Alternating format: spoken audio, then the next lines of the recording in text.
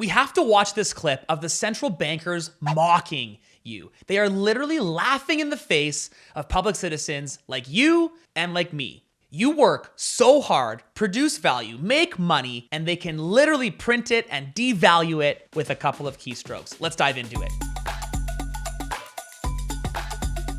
Let's see what the New Zealand Central Bank has to say today.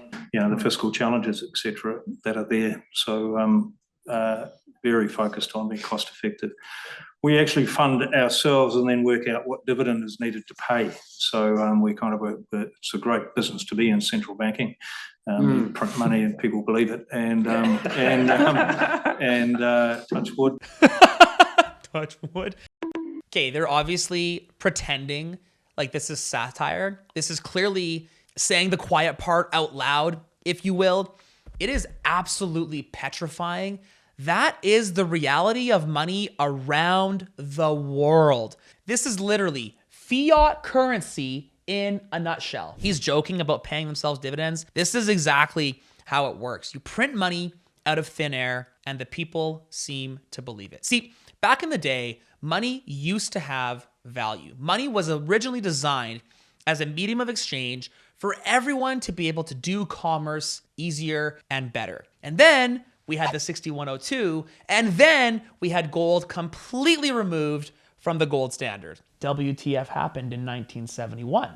After that, fiat currencies have been in an absolute spiral. Countries literally spiraling in debt, and central bankers are mocking us, printing money by the trillions, which completely erodes the value that you and I create. Crooks in suits, crooks in suits now reach the level of arrogance where they don't even mind admitting and saying loudly that they steal people's money for a living.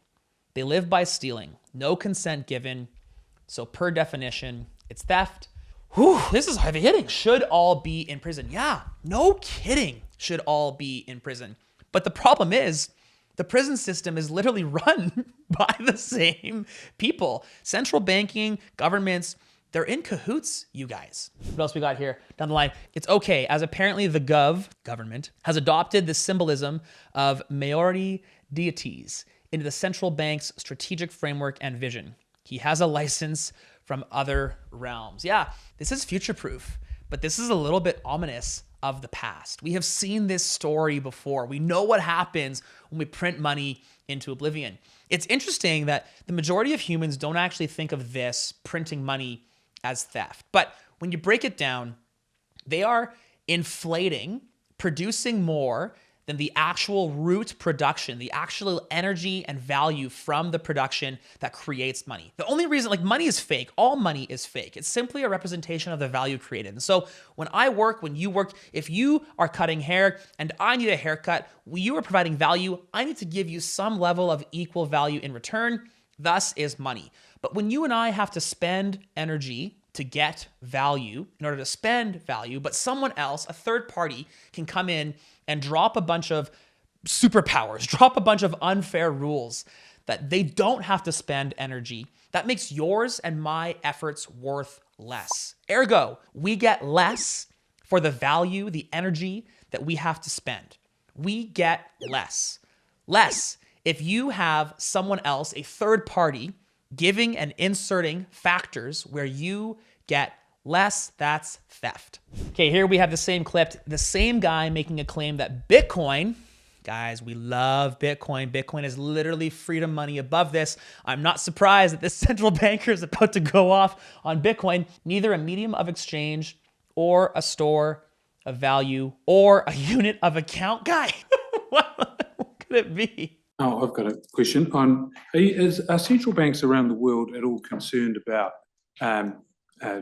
independent digital currencies versus central bank fiat currencies and a potential to move away from the US dollar, which runs oil, all the major commodities which are priced in US dollars, and what sort of impact that would have on the international financial system?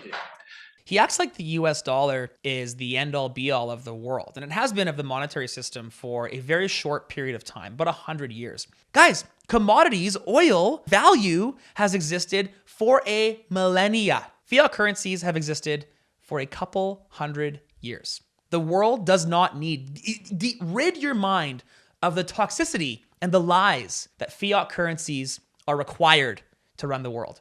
The answer is yes, critically concerned. Okay.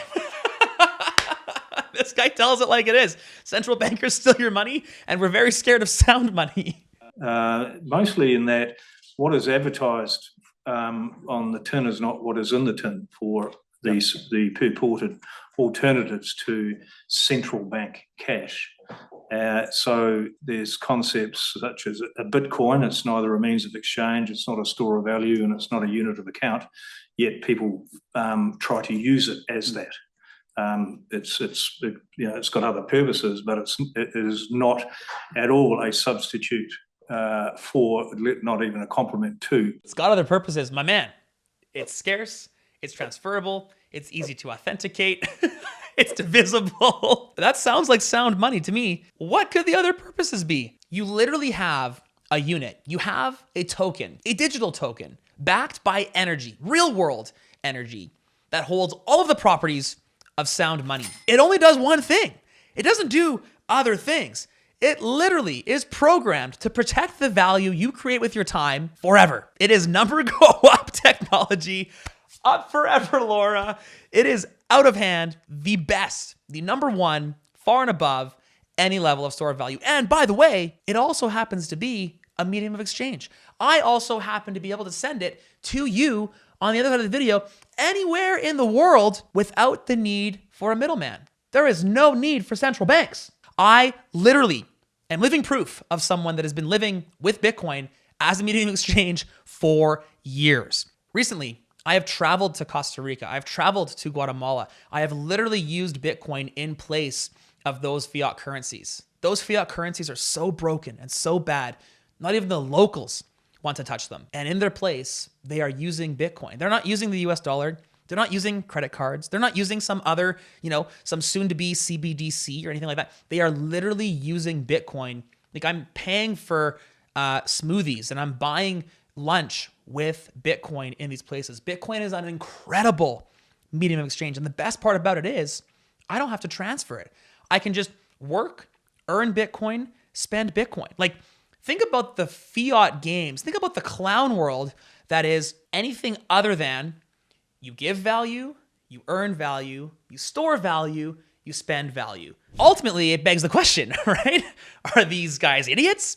Are they dumb, uneducated, ignorant, whatever, dumb? Or are they actually evil? Well, what does the greatest country on planet Earth have to say about that?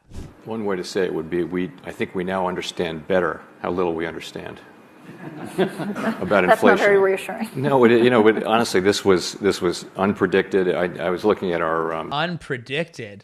This guy's talking about printing trillions and trillions of dollars and not expecting the inflation that came from that to have happened. We're talking about the fact that we quadrupled and in Canada quintupled the money supply, and we didn't think the value would tumble. Guys, this was not unpredicted. At the time of our June meeting 1 year ago, of the 35 people who filed with a survey of professional forecasters, 34 of them had inflation below 4% for last year.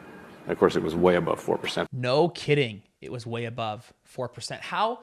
I mean, guy, this just screams Atlas Shrugged. This just screams Ayn Rand knew this would happen. When we let the professionals who don't produce anything in charge of us, in charge of our value, we get, I thought this would be 4%, but it was 18. Whoops. And that's it. I think we now understand how little we understand about inflation. And I knew exactly what to do, but in a much more real sense, I had no idea.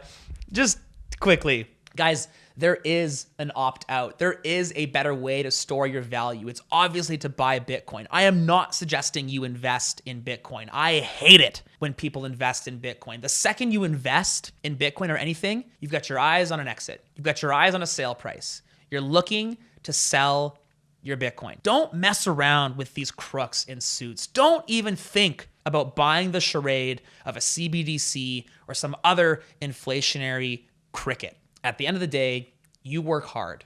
You want your value to go into the future. Future-proof your money and buy Bitcoin. And so I want to pass the question off to you, our audience. You guys know what's best for you. Don't listen to anyone else. Don't listen to mom or dad or me or your teachers. What does it mean to you? What is the world without central banks? What benefits, what downsides? Comment down below and let me know. Because I'm serious. Honestly, Satoshi Nakamoto, 15 years ago, gave us an invention, gave us a protocol that can literally make the central banks disappear. What does that world look like? Future-proof your money and stay sovereign.